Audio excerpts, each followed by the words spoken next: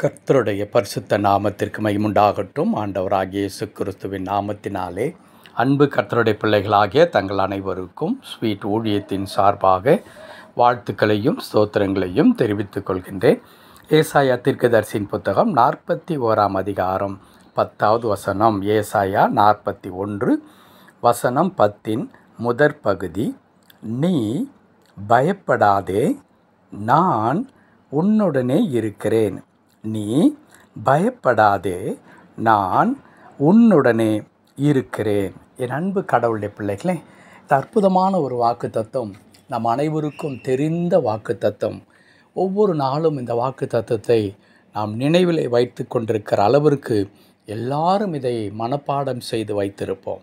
ஆனால் அதே சமயத்தில் இந்த வாக்குத்தத்தத்தின் மூலமாக ஆண்டவர் சொல்லுகின்ற அந்த உண்மை என்ன என்பதை பல நேரங்களிலே நாம் மறந்து விடுகிறதுனாலே நம்முடைய வாழ்க்கையினுடைய அநேக நேரத்தை பயத்திலும் கண்ணீரிலும் பதட்டத்திலும் கவலையிலும் நாம் கழித்து கொண்டிருக்கின்றோம். ஆம், நம்முடைய பிரச்சனைகள், நம்முடைய காரியங்களை நாம் நினைக்கும் பொழுது நம்முடைய வாழ்க்கையிலே அப்படிப்பட்டதான பதட்டங்கள் உண்டாகிறது, கவலைகள் உண்டாகிறது.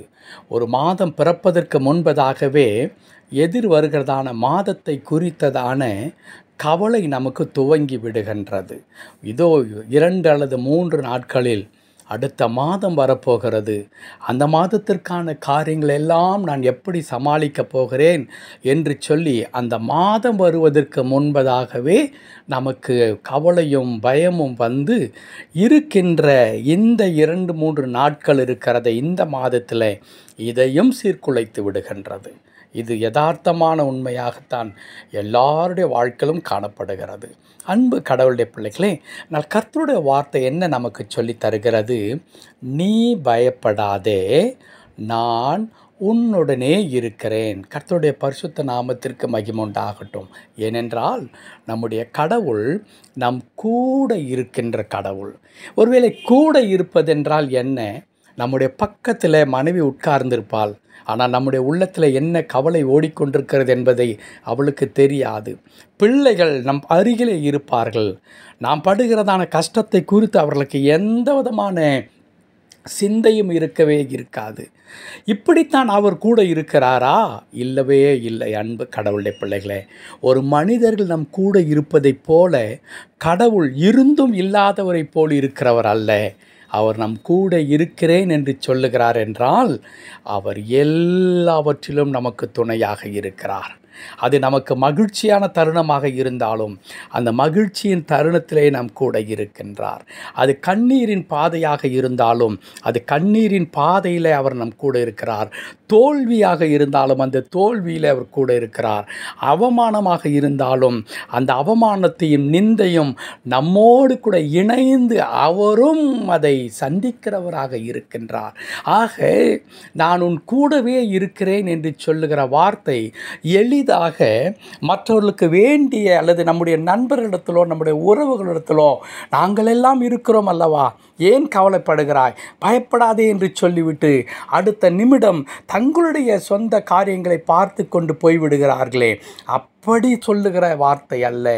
கூடவே இருக்கிறேன் என்றால் உங்களை விட்டு அவர் விலகவும் இல்லை, உங்களை கைவிடவும் இல்லை. ஒரு நிழலை போல மாத்திரமல்ல, நிழலையும் தாண்டி. ஏனென்றால் நிழலுக்கு எந்த உணர்வும் கிடையாது. நான் ஏற்கனவே சொன்ன வண்ணமாய் பக்கத்தில் இருக்கிற ஒருவருக்கு என்னதான் நாம் யோசிக்கிறோம் என்பது தெரியாதது போல நிழல் கூடவே வரும் என்று சொல்வார்கள். ஆனால் நிழலுக்கு ஒன்றும் தெரியாது. இருள் வந்தால் அந்த நிழல் கூட மறைந்துவிடும். ஆனால் கடவுள், அது இருளானாலும் வெயிலானாலும் மழையானாலும் எதுவானாலும் உன் கூடவே கடவுள் இருக்கிறார். ஆகையால் உன் கூட இருக்கிற கடவுள் சொல்லுகிற வார்த்தை என்ன? நீ பயப்படாதே, நீ பயப்படாதே. என் அன்பு கடவுளுடைய பிள்ளைகளே, ஒருவேளை உடைய காரியங்களை குறித்து நீங்கள் பயந்து கொண்டிருப்பது இயல்பு தான்.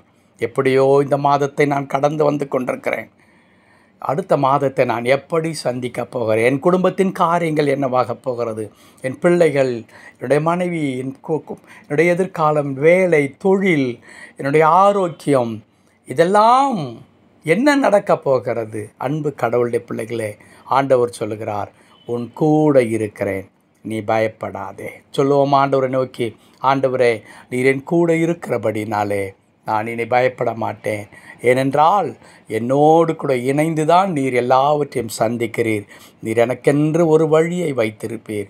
அந்த வழி ஒரு அற்புதமான ஒரு வழியாக இருக்கும். அந்த பாதையிலே நீர் என்னை நடத்தும் பொழுது எல்லா பிரச்சனைகளும் மாறிவிடும் என்பதை அப்படியே விசுவாசிக்கிறேன் ஆண்டவர் என்று சொல்லுவோம். கர்த்தர் உங்களை அப்படியே பலப்படுத்துவாராக. ஆமென், ஆமென்.